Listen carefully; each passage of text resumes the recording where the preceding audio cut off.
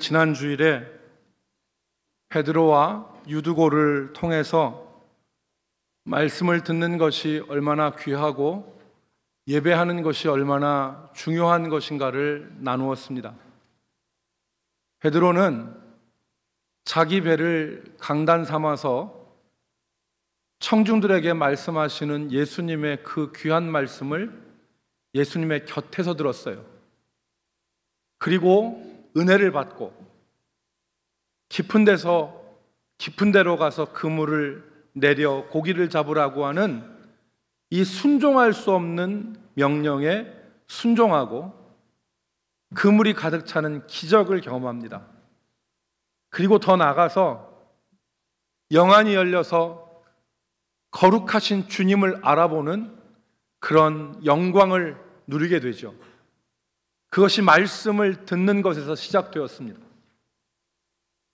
유두고는 말씀을 듣는 중에 졸다가 3층 창문에서 떨어져 죽었지만 예배하는 가운데 다시 살리심을 받죠.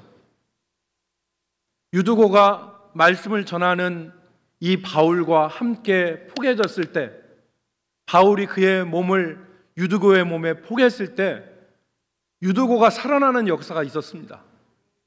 이것은 제가 말씀드린 대로 말씀을 듣다가 졸음을 이기지 못한 유두고를 비난하기 위해서 기록된 것이 아니라 예배를 통하여 하나님은 얼마나 크신 일을 행하시는가를 우리에게 보여주기 위해서 기록된 말씀이다. 그렇게 해석을 했습니다. 지난주에 이어서 오늘도 예배에 대해서 같이 말씀을 나누겠습니다. 오늘 우리가 읽은 말씀, 특별히 요한계시록 4장과 5장은 저 하늘에서 하나님 앞에 예배하는 광경을 우리에게 보여줍니다. 오늘 말씀의 제목을 보좌에 앉으신 이라고 했는데 9절과 10절에 보면 연속해서 보좌에 앉으신 이라는 말이 반복됩니다. 이것은 거룩하신 하나님을 가리키는 말입니다. 하나님은 보좌에 앉으셔서 세상의 모든 것을 통치하시는데 오늘 우리가 읽은 말씀에 보면 24장로와 네 생물이 보좌에 앉으신 하나님 앞에 영광과 존귀와 찬송과 감사를 돌립니다. 여기 24장로는 구약의 12지파와 신약의 12사도를 포함한 성도들의 대표라 그렇게 말할 수 있고, 네 생물은 8절에 보니까 6날개를 가졌다 그랬는데 이사야 6장에 나오는 거룩한 천사 6날개를 가지고 하나님을 찬양한 이 스랍 천사와 같이 이 네 생물도 하나님 앞에 영광과 존귀와 찬송을 돌리고 하나님의 거룩하심을 찬양하고 있음을 우리가 볼 수 있습니다. 사랑하는 성도 여러분, 이것을 예배의 원형이라고 생각할 때 오늘 우리가 드려지는 예배에 대해서 다시 한번 생각해 볼 수 있는 유익이 있습니다. 이제 저는 여러분들과 함께 예배라고 하는 것은 어떤 것인가에 대해서 같이 나누려고 합니다. 첫 번째로 예배란 엎드려서 하나님 앞에 경배하는 것이다 라고 정의할 수 있습니다. 예배란 엎드려 하나님 앞에 경배하는 것이다. 예배란 말은 구약 성경이 기록된 히브리어와 신약 성경이 기록된 헬라어에 모두 다 등장합니다. 그런데 이 히브리어 헬라어에서의 예배는 동일하게 어떤 의미를 가지고 있냐면 섬기다, 경배하다, 엎드려 절하다 라는 의미가 있습니다. 마치 종이 주인을 섬기듯이 무릎을 꿇고 주인 앞에 엎드려 주인에게 복종과 경의를 표하는 것이 바로 예배라는 말입니다. 엎드려 경배하다는 말입니다. 옛날의 노예들은 자신의 주인에게 무릎을 꿇고 엎드려서 주인의 발에 입맞춤으로 주인을 대했습니다. 그것이 종이 주인을 섬기는 모습이었어요. 예배는 그러한 행동입니다. 우리가 하나님 앞에서 엎드려 하나님 앞에 복종과 경의를 표하는 것이 바로 예배입니다. 여러분, 누가복음 17장에 보면 한 사건이 나오는데 그 사건이 예배가 무엇인가를 우리에게 가르쳐 줍니다. 예수님이 어느 마을을 지나러 가시는데 한 10사람이 예수님한테 소리를 지릅니다. 우리를 불쌍히 여겨달라는 거예요. 이 사람들은 나병 환자였습니다. 전에 문둥병이라고 했던 나병 환자인데 이들이 예수님께 가까이 오지 못해요. 율법에 의하면 이 나병 환자들은 부정하게 여겨서 일반인들에게 가까이 가면 죽임을 당했습니다. 자기가 살고 있던 집에서 쫓겨나고 가족들과 생이별해서 그들만이 거하는 곳에서 살았는데 이들이 예수님이 지나가자 멀리서 우리를 불쌍히 여겨달라고 소리를 지른 거예요. 이때 예수님이 그들에게 가까이 가셔서 그들을 보시고 하시는 말씀이 제사장에게 가서 네 몸을 보이라. 즉 구약의 율법에 보면 이 문둥병이나 병들이, 부정한 병들이 고침을 받았을 때 제사장한테 보이고 완전한 확증을 받은 이후에 집으로 돌아갈 수 있었습니다. 그러니까 예수님께서 너희의 몸을 제사장에게 보이라 이 말씀을 듣고 그들이 제사장에게로 가는 도중에 자기들의 문둥병이 나은 거예요. 여러분, 저는 이 말씀을 읽을 때마다 막 감동이 돼요. 이 말씀을 읽을 때마다 막 몸에 소름이 끼쳐져요. 여러분, 군에 간 군인들이 휴가 나오면 좋습니까? 안 좋습니까? 왜 나처럼 방해를 받았습니까? 아니면 왜 모릅니까? 군인들이 휴가를 받으면 얼마나 좋아요. 이제 부모님도 뵐 수 있고 집에도 갈 수 있고 얼마나 좋겠어요. 그런데 이 사람들이 사랑하는 아내, 자식, 아들, 딸, 부모님들하고 생이별을 한 거예요. 만나고 싶어도 못 만나. 얼마나 답답했겠어요. 얼마나 눈물을 흘렸겠어요. 그런데 자기의 몸이 나은 거예요. 길가에서 뛸 듯이 기뻤을 거예요. 팔짝팔짝 뛰면서 기뻐했을 거예요. 그런데 그 중에 한 사람이 기뻐하다가 성경을 보면 17장 14절에 보니까 뭐라고 했냐면 17장 15절에 보니까 그 중에 한 사람이 자기가 나은 것을 보고 큰 소리로 하나님께 영광을 돌리며 돌아와 예수의 발 아래 엎드리어 감사하니 그는 사마리아 사람이라. 그 사람이 길거리에서 뛸 듯이 기뻤는데 돌아와서 하나님 앞에 그 큰 소리로 영광을 돌리고 돌아와 예수의 발 아래 엎드리어 감사하니 그는 사마리아 사람이라. 여러분, 이 사마리아 사람의 마음과 행동이 예배의 근본이에요. 예배하는 사람은 이런 마음을 가지고 주님 앞에 나오는 거예요.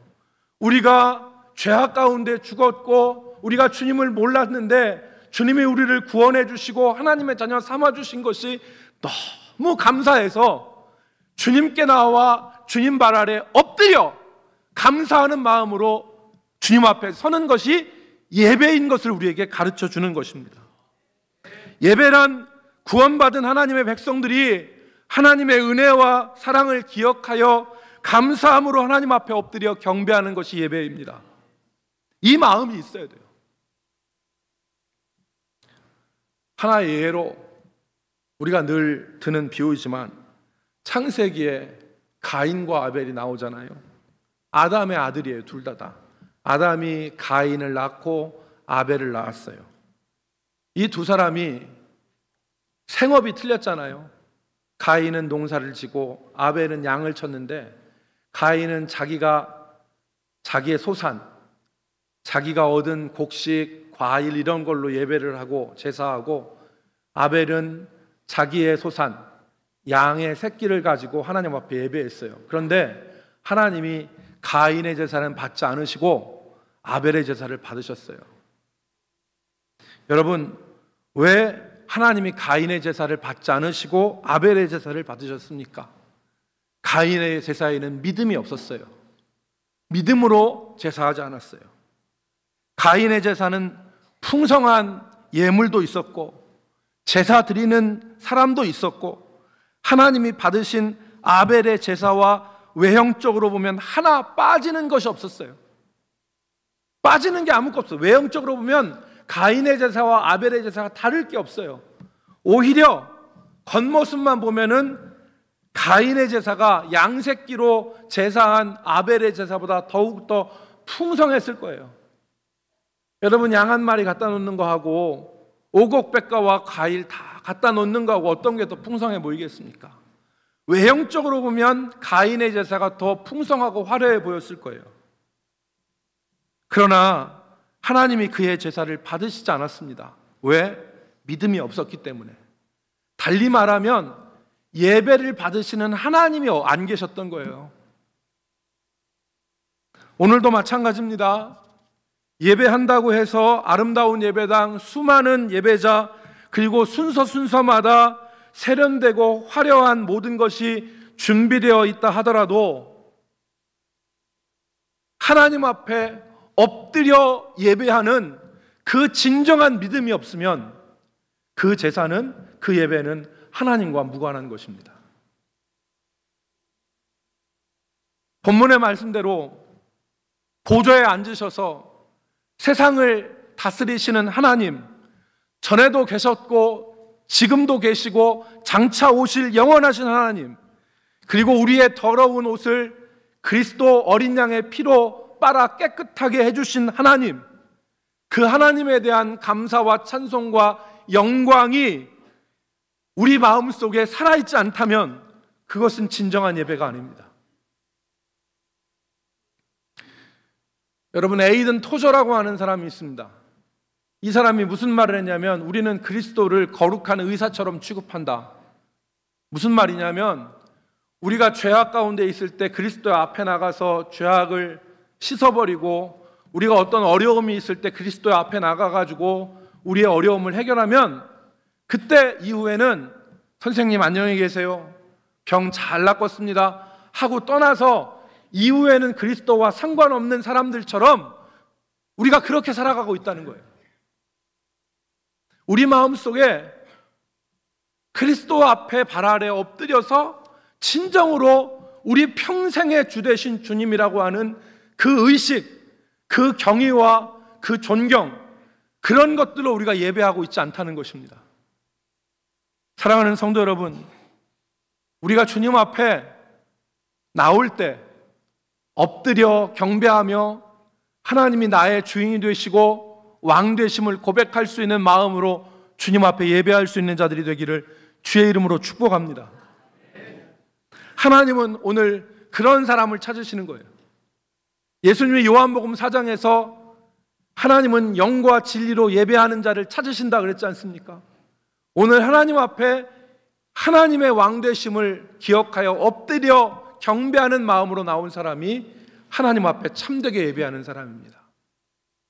두 번째,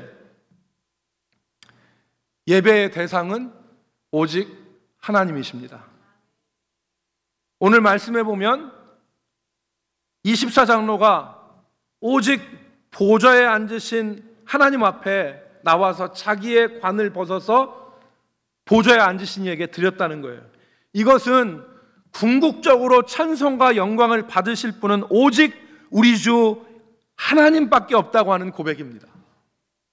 이들이 믿음을 지키기 위해서 수많은 고난도 당하고 어려움도 당했지만, 그래서 그 믿음에 따라서 하나님이 그들에게 영광을 주셨지만, 이 영광은 궁극적으로 하나님이 우리에게 주신 것이지 우리 것이 아닙니다.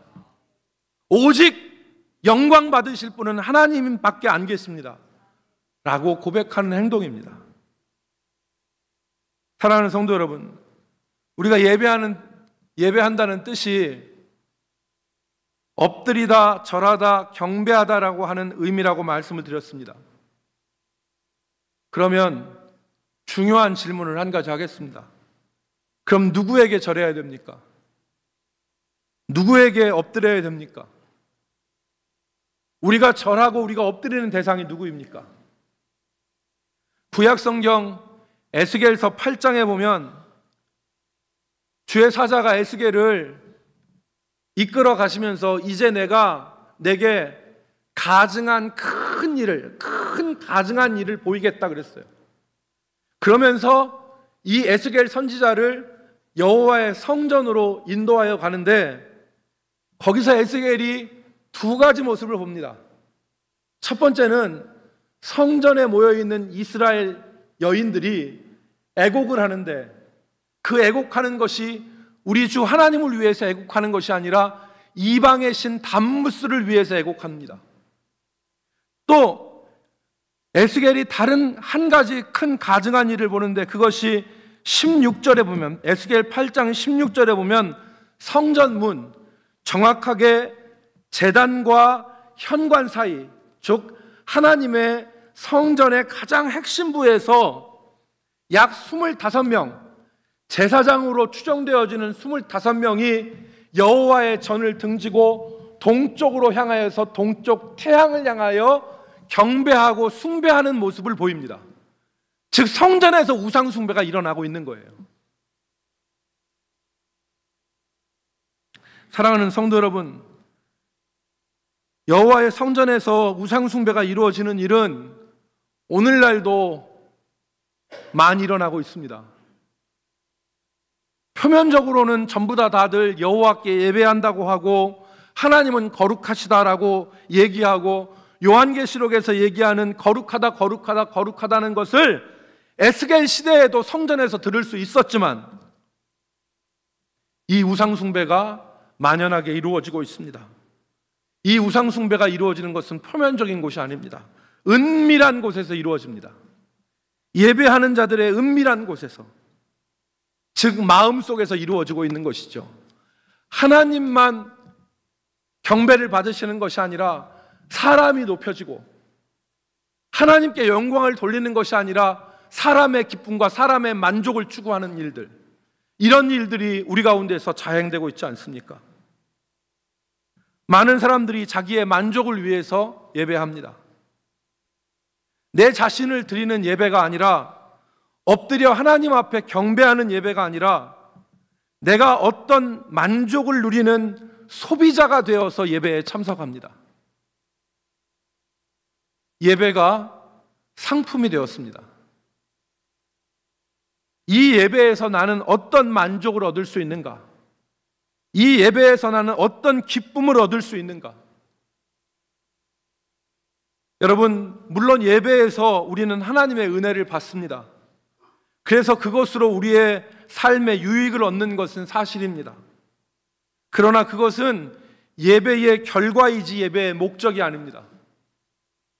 예배의 목적은 내가 어떠한 만족과 어떤 기쁨을 누리느냐 여기에 있지 않고 그건 결과입니다. 예배를 드리고 난 결과이지 예배의 목적은 참되고 나를 구원하신 하나님 앞에 나 자신을 드리고 하나님 앞에 영광을 돌리는 일입니다.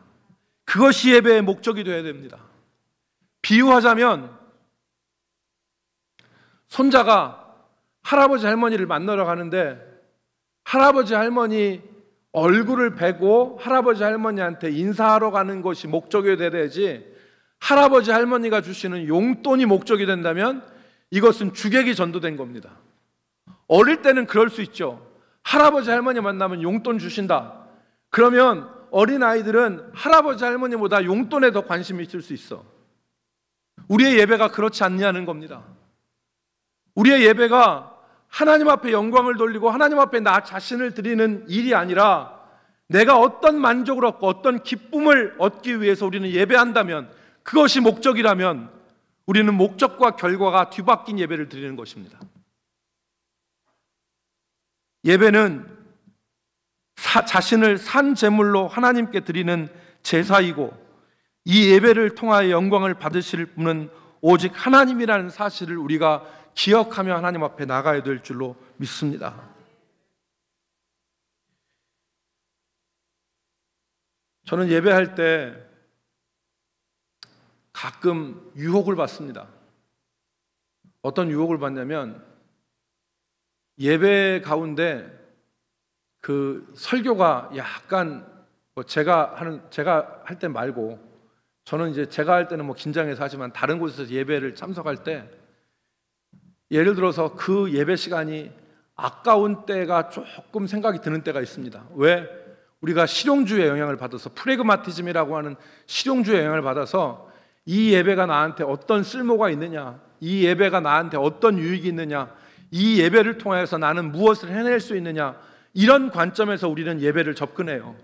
그래서 예배 시간에 좀 더 효율적으로 예배 시간을 보내기 위해서 설교 중간에 제가 핸드폰을 꺼내서 그동안 밀어놨던 이 핸드폰에 떴던 이 잔무들, 이런 것들을 좀 하고 싶은 유혹을 받아요. 여러분도 마찬가지시죠? 안 그렇습니까? 그런 유혹을 받아요. 그래서 이 예배 시간에 설교도 좀 듣고, 그 다음에 핸드폰으로 뭐 바쁘니까 이 짬짬이 좀 시간을 좀 절약해서 하고 싶은 유혹도 받는데, 이게 인본주의적 생각이라는 거죠. 예배는 실용적으로 내가 무엇을 얻고 무엇을 유익을, 효과를 거두기 위해서 하나님 앞에 나오는 것이 아니라 나 자신 전체를 하나님 앞에 드리는, 하나님 앞에 산제사물로 나 자신을 드리는 거룩한 드림의 행위라는 것을 우리가 기억해야 됩니다. 그러므로 제물은 온전하게 드려져야 돼요. 눈먼 것이나 저는 것이나 병든 것이나 고환이 상한 것을 하나님께서 번제로 다 태워서 제밖에 남지 않지만 오직 온전한 제물을 하나님이 원하시는 것처럼 우리가 온전한 모습으로 하나님 앞에 자신을 드리고 하나님 앞에 영광을 돌릴 수 있는 예배자로 서야 되는 것입니다. 세 번째로, 우리는 예배의 기쁨으로 나아가야 됩니다. 기쁨 없이 예배하는 사람들이 많습니다. 무감각하게 예배하는 사람들이 많습니다. 심지어는 도살장에 끌려가는 소처럼 예배하는 사람들도 있습니다. 그러나 하나님은 우리에게 명령하시기를 기쁨으로 여호와를 섬기며 즐거운 찬송을 부를지어다 그랬어요. 이 말은 단순히 예배 때 날마다 기쁨과 날마다 즐거움으로 하나님 앞에 나아가라는 말이 아니라 살아있는 존재로 하나님 앞에 예배하라는 것입니다. 죽어있는 사람으로 예배하지 말고, 살아있는 사람과 죽어있는 사람의 차이가 감각을 느끼는 거잖아요. 기쁨과 즐거움은 감각입니다. 때로는 예배 때에 슬퍼할 수 있고 울 수도 있습니다. 그렇지만 예배하는 가운데 감각 없는 사람이 되어서 예배하지 말라는 것이죠. 여러분, 시편 100편 1절부터 5절의 말씀을 한번 같이 찾겠습니다. 시편 100편 1절로 5절.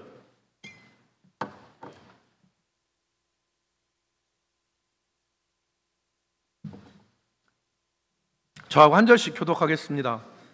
제가 1절을 읽습니다. 시편 100편 1절로 5절. 온 땅이여 여호와께 즐거운 찬송을 부를지어다.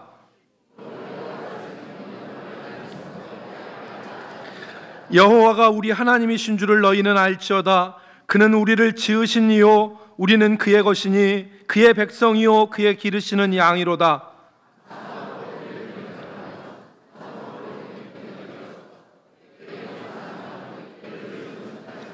같이 읽습니다.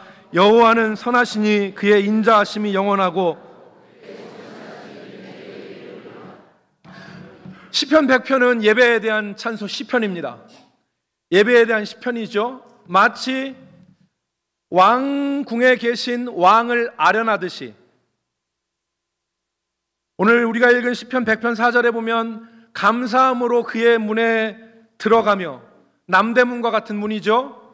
그리고 찬송함으로 그의 궁전에 들어가서, 왕이 계신 궁입니다. 감사함으로 그의 문에 들어가고 찬송함으로 그의 궁전에 들어가는 것은 예배 가운데 계신 지존하신 하나님을 아련하는 그런 모습 아닙니까? 그런데 그때 뭐라고 했습니까? 즐거이 찬송을 부르고 기쁨으로 여호와를 섬기며 노래하며 그 앞에 나아갈지어다. 우리가 예배에 어떻게 참여해야 되는지를 가르치는 말씀이죠. 여러분, 지금부터 300년 전에 1703년에 미국의 조나단 에드워드라고 하는 목사님이 태어났습니다. 이 목사님은 300년이 지난 우리에게 귀중한 유산을 남겼는데, 그게 뭐냐면 우리 신앙에서 감정 혹은 정서라고 말하는, 정확하게 하면 어펙션이라고 말하는 이것을 중요하게 생각했습니다. 우리의 신앙엔 감정이 있다. 조나단 에드워드 목사님이 목회하던 시절의 상황을 보면 미국이란 나라에서 거대한 부흥운동이 일어났어요. 막 사람들이 오늘날처럼 성령의 역사로 막 뜨거워지고 방언도 하고 기도도 하고 하나님의 역사도 일어났습니다. 그런데 그 역사가 몇 년이 지나고 난 이후에 냉랭하게 사그러지는 거예요. 사람들이 언제 그랬냐는 식으로 신앙의 열정이 없어지게 되었습니다. 우리가 이걸 알고 있죠. 우리가 1970년대, 80년대에 교회마다 부흥의 역사가 일어나고 성령의 뜨거운 역사가 일어나서 다들 막 우리가 뜨거웠습니다. 막 기도하고 기도원에 가서 기도하기를 우리가 열심히 했고 너무 열심히 했잖아요. 그런데 1980년대 지나서 90년대 지나고 2000년에 들었으니까 언제 그랬냐는 듯이 우리가 기도하는 것을 다 이렇게 멀리하고 신앙이 사그러지고 뜨거웠던 감정들을 가졌던 것들을 우리가 다 부정했습니다. 그래서 조나단 에드워드 목사님이 이러한 상황을 파악을 했어요. 그리고 면밀히 조사를 했습니다. 그래서 이 목사님이 신앙 감정론이라는 책을 썼습니다. 릴리저스 어펙션이라고 하는 책을 썼는데, 부흥의 역사가 지난 이후에 사람들 사이에 만연한 생각은 어떤 것이었냐면, 그런 열정과 감정 이런 것 없이 신앙생활하는 것이 오히려 더 낫다, 이런 생각이 만연했습니다. 그래서 사람들의 믿음은 아무런 감정을 나타내지 않는 목석과 같은 것이 되어버렸습니다. 사람들의 신앙생활에 생명력이 없어진 거예요. 마치 사람들이 교회 와서 신앙생활 하는 거 보면 목석과 같아요. 이것이 교회를 지배했는데 조나단 에드워드 목사님은 이 감정, 열정 이런 것들을 성경에 비추어 파악하여서 정말 잘못된 감정도 있지만 중요한 것은 이 신앙의 감정을 없애버리고 목석과 같이 신앙생활하게 하는 것이 마귀의 술책이라는 것을 파악했습니다. 마귀는 있는 힘을 다해서 믿음에 관계된 모든 정서, 감정, 마음의 느낌은, 이런 것들은 아무것도 아니고 해로운 것이니까 이런 것들을 회피하고 경계하는 것이 올바르다는 생각을 사람들의 마음속에 집어넣습니다. 그래서 이 감정과 또 열정으로 주어지는 경건의 능력과 영적인 모든 것들을 차단하고 참된 기독교를 붕괴시키는 노력을 했던 것이라고 결론 내렸습니다. 그 신앙 감정론에 무슨 얘기가 나오냐면 이런 얘기가 나옵니다. 신앙의 감정이 없는 사람은 신앙이 없는 사람이다. 신앙의 감정이 없는 사람은 신앙이 없는 사람이다. 조나단 에드워드는 열심을 품고 주를 섬기라는 말을 주목합니다. 열심을 품고 주를 섬기라. 그리고 하나님께서 우리에게 감정, 즉 사랑하고 소망하고 기뻐하고 슬퍼하는 이런 감정들을 하나님 우리에게 주셨는데, 마치 우리가 돌과 같은 마음, 하나님이 우리를 느끼게 하시고 감정을 갖게 하시는 이런 것들을 다 내버려 버리고 돌덩이와 같은 마음으로 무감각하게 신앙생활하는 것은 예수님이 말씀하신 보기는 보아도 보지 못할 것이고 듣기는 들어도 듣지 못하는 것과 같은 것이다. 여러분, 에스겔 11장 19절 말씀을 한번 보십시다. 에스겔 11장 19절 말씀을 보면, 여러분 제가 읽겠습니다. 화면에 나오죠. 내가 그들에게 한 마음을 주고 그 속에 새 영을 주며 그 몸에서 돌 같은 마음을 제거하고 살처럼 부드러운 마음을 주어. 여기 돌 같은 마음을 제거한다고 그랬어요. 살같이 부드러운 마음을 준다고 그랬습니다. 이 말이 무슨 말이냐? 여러분, 이게 돌은 아니지만 돌이라고 생각해 보십시오. 이 돌을 제가 꼬집어도 이 돌이 아픈 걸 못 느끼죠. 이 돌을 비벼도 돌은 몰라요. 그죠? 돌은 무감각한 거예요. 그런데 살같이 부드러운 마음을 준다 했는데, 살은 어떤 피부입니다. 피부. 그래서 이전의 성경은 이것은 돌 같은 마음을 제거하고 고기 같은 마음을 줬다 그랬는데, 고기 같은 마음이 아니에요. 살 같은 마음이에요. 피부는 만지면 촉감을 느껴요. 꼬집으면 아픔을 느껴요.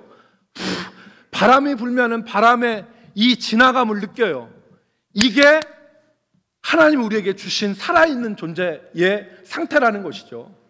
신앙생활을 하는데 피리를 불어도 춤추지 않고 고글에도 애곡하지 않는 그러한 죽은 것과 같은 신앙생활이 아니라 하나님 앞에서 살아있는 믿음으로 하나님 앞에 예배함으로 나아가야 된다는 것입니다. 여러분, 조나단 에드워드 목사님이 찬송의 중요성을 신앙 감정론에서 얘기했어요. 찬송. 하나님은 왜 우리에게 찬송하라고 하셨는가? 우리가 성경을 읽는 것과 마찬가지로 하나님을 그냥 문장으로 높이면 되는데, 하나님은 왜 우리에게 시편에서 하나님을 찬송하라고 그렇게 많이 강조하시느냐? 그것은 하나님이 우리의 체질을 아시기 때문에 그런 거예요. 우리는 이성적으로 단순히 생각하고 의지로 결단하는 존재가 아니라 느낌으로 하나님이 우리에게 주시는 감정으로, 느낌으로 우리의 생각과 우리의 의지를 더욱더 견고하게 하고, 하나님이 우리에게 주신 지정의 이 세 가지 감정을 종합적으로 해서 하나님 앞에 전인으로 나갈 수 있도록 하나님 우리를 만드신 거예요. 그렇기 때문에 우리가 찬송할 때 누워 있었던 신앙이 일어나고 무감각했던 신앙이 다시 뜨거워지는 역사가 일어나게 되는 것이죠. 여러분, 그러므로 예배할 때 화석과 같이 예배하지 말고 살아있는 사람으로 예배하십시오. 하나님 앞에 예배할 때 화석과 같이 예배하지 말고 살아있는 사람으로 예배하십시오. 목석과 같이 예배하지 말고 하나님 앞에 두 손을 들고 예배하십시오. 모든 것을 달관한 도인처럼 예배하지 말고 어린아이처럼 하나님 앞에 예배하십시오. 그것이 하나님 앞에 온전한 예배입니다. 하나님은 그 예배를 받으시는 거예요. 하나님은 그 예배를 억지로 예배하거나 감정 없이 예배하지 말고 기쁨으로 하나님 앞에 예배하십시오. 이 예배가 하나님이 우리에게 원하시는 예배입니다.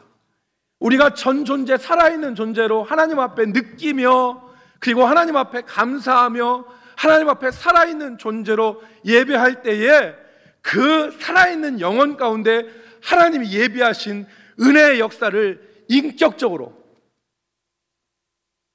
영어로 굳이 얘기하자면 액티브라고 하는 것이 활동적인 건데, 여기에다가 인터를 쓰면 상호 교환적인 작용이에요.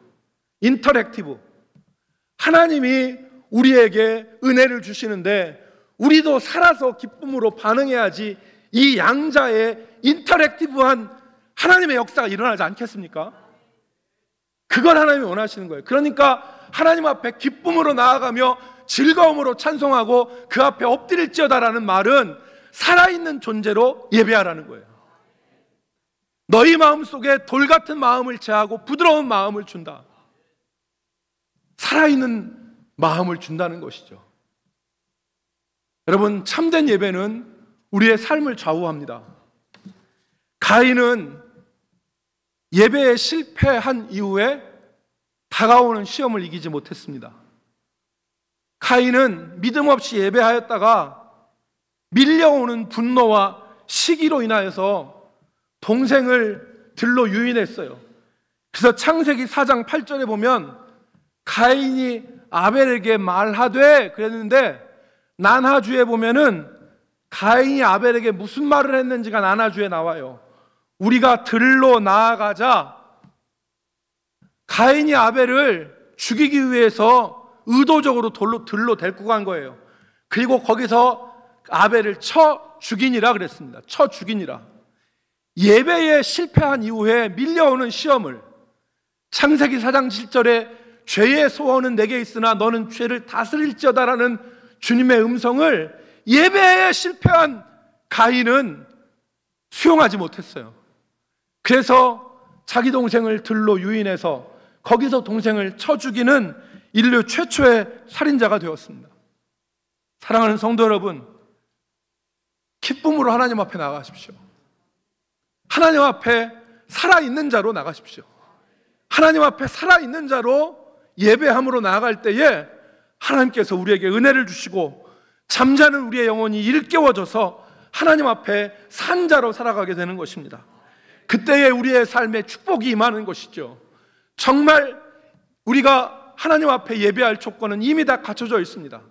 넓은 집이 없고 좋은 차가 없고 그리고 통장에 잔고가 없을지라도 하나님은 우리를 죄악 가운데서 건지셔서 저 영원한 하나님의 나라의 백성을 우리를 삼아주신 그 은혜만으로도 주여 내 면류관을 벗어서 주 앞에 드리고 내가 주의 발 앞에 엎드려 주 앞에 경배하나이다, 이 마음으로 우리는 예배할 수가 있습니다. 우리 성도들 예배의 승리자가 됩시다. 예배의 승리자가 되어서 정말 하나님 앞에 나 자신이 산 제물로 하나님 앞에 드려 우리의 예배를 통하여 하나님은 영광 받으시고 이 예배를 통하여 우리가 하나님이 주시는 그 은혜를 누림으로 우리 영혼들이 살아나는 귀한 역사가 우리 삶 가운데 지속되어지기를 주의 이름으로 축복합니다. 기도하겠습니다. 하나님, 기쁨으로 즐거움으로 산자로 하나님 앞에 나아가게 하시고 그 하나님의 인격적 만남을 통하여 우리 자신들이 이 땅에 진부하고 그리고 사람들만은 사는 세계 속에 갇혀 살지 않게 하시고 영원하시고 그리고 진리이신 하나님을 배웁고 하나님과 동행하며 이 땅을 살아가는 자들 되게 하여 주시옵소서. 주께서 우리 교회에게 이 은혜를 주실 것을 소원하오며 예수님의 이름으로 기도 올리옵나이다.